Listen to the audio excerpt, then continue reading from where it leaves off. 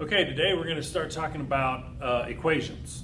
The last couple of days we've talked about expressions where they have operation symbols like adding, subtracting, dividing, multiplying, but they haven't had any equal signs, so we haven't been able to get an answer.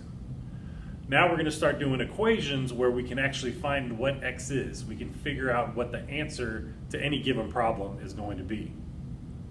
Before we do anything else, I want to tell you what the 5 steps to solving every single equation are going to be. I have them written down behind me. It's on your note page, so you're going to follow along. You have it numbered 1 through 5. You're going to write these in there. And then today we're just going to talk about doing very simple one-step equations.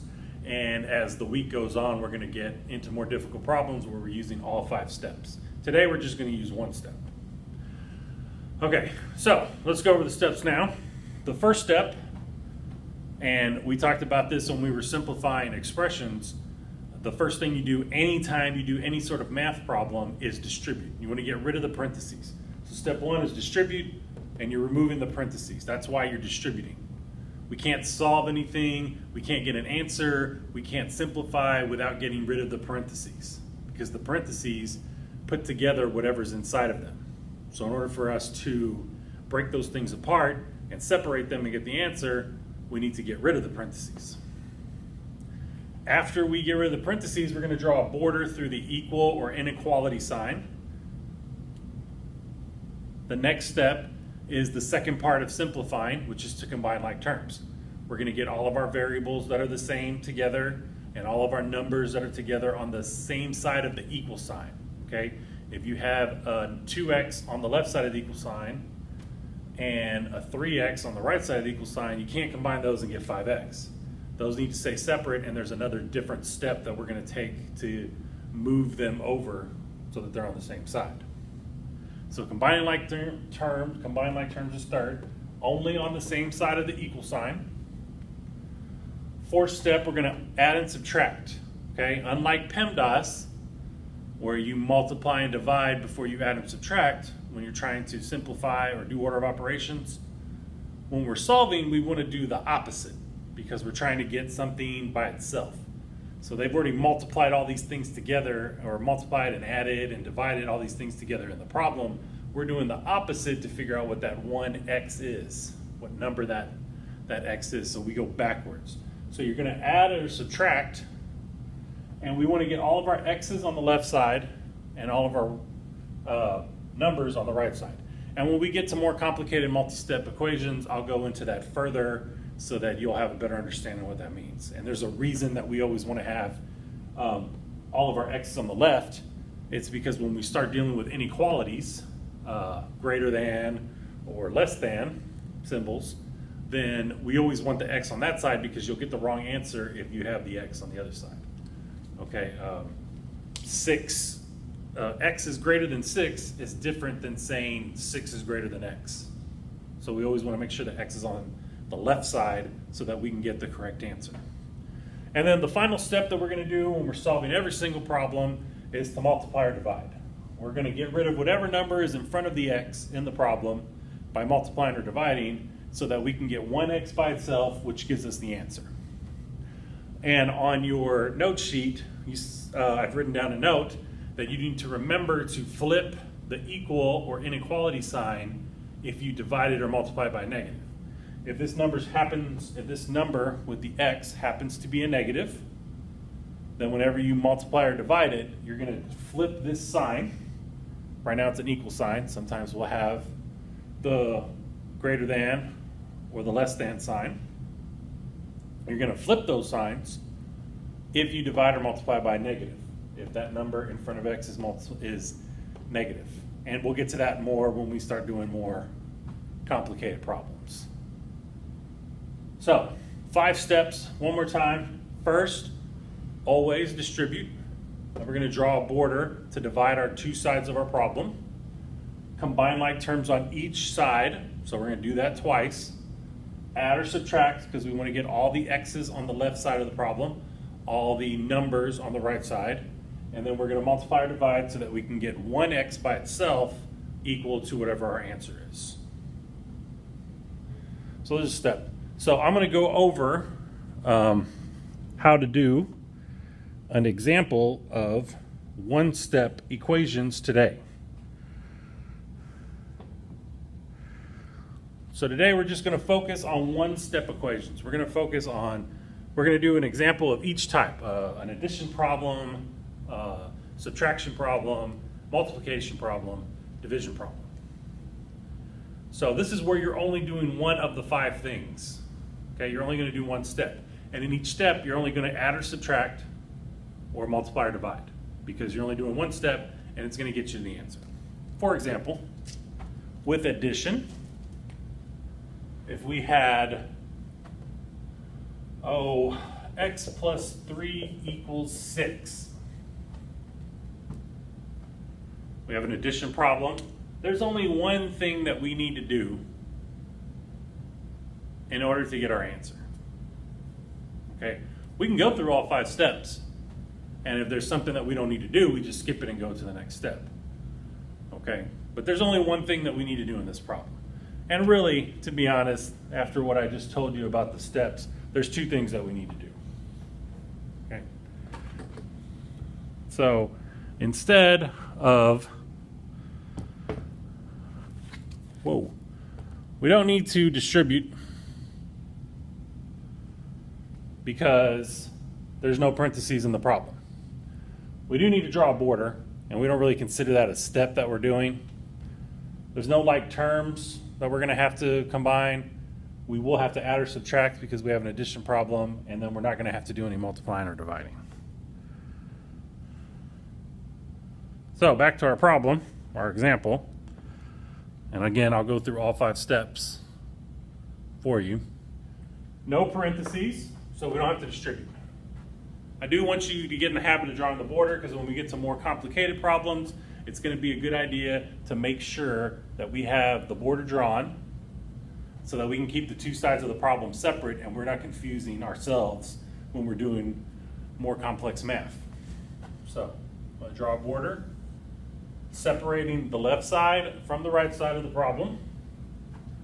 The third step of solving an equation is to combine like terms. I don't have any like terms on this side. I have an x and I have a number.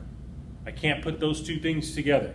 This is as simplified as the problem, or this side can, as this, this is as simplified as this expression can be. Can't be any more simple than this. On the other side, we just have a 6. That's just one number by itself. That doesn't get any more simple than that. There's nothing I can combine it to because there's nothing else there. Step 4, we're going to add or subtract. So we're always going to do the opposite of what is happening to the x so that we can get it by itself. If we have a number and we add 3 to it, that would give us 6. Another way of looking at it is we could take away 3 from here and take away 3 from here, and it'll tell us what x is. So I'm going to subtract 3 to get rid of that, leaving me just the x on this side. And I'm going to subtract 3 from this side, because in order to keep the problem equal, whatever I do to one side, I have to do to the other side. So doing this, these cancel out. All I'm left with is an x on the left, which is good. And when I'm done adding or subtracting, I should have all my x's on the left side and all my numbers on the right side.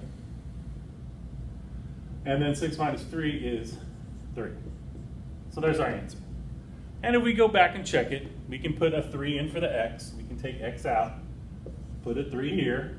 3 plus 3 gives us 6. So we got it right. Okay. Next, let's talk about subtracting, which is going to be exactly like addition. And I'll even use the same numbers. Except now we're going to do the opposite of subtracting, which is adding. So we have x minus 3 this time equals 6. So now we have a subtraction symbol, and we can go through our steps again. First is distribute, no parentheses, so I don't have to do anything with that. Next is draw the border, so I'm going to draw one down, the equal sign. Third is to combine like terms. Again, I have a letter and a number on this side, can't combine them. This side I only have a number, can't do anything with that. Now we're going to add or subtract. So in the problem, 3 is being subtracted from x.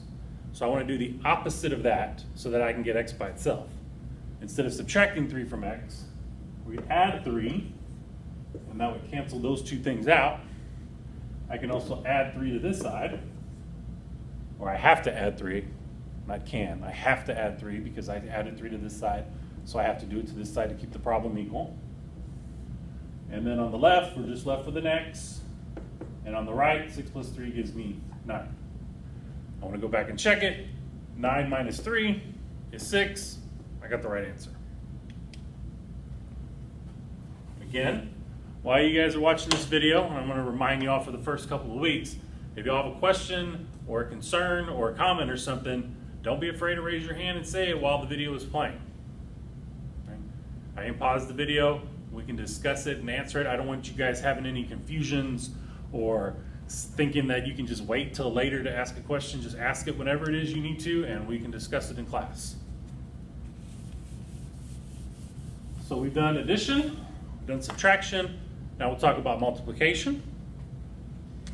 So again, using the same numbers, 3 times x equals 6. So here's that multiplication problem where I have 3 times x equals 6. I'm looking for what number that when I multiply it by 3 will give me 6. So I'm going to do this by doing the opposite and dividing. And again, we can start over from the beginning and go through all of our steps to make sure we're not missing anything. First step is distribute and get rid of the parentheses. No parentheses here. Second, we're going to draw a border. Third step would be to combine like terms. Right here, this is one term by itself. This is 3 x's. Okay? This is just one thing. There's nothing to combine it to because there's no other x or number or anything on that side. There's just a number by itself on the right side, so there's nothing to combine that to. Next step would be to add or subtract.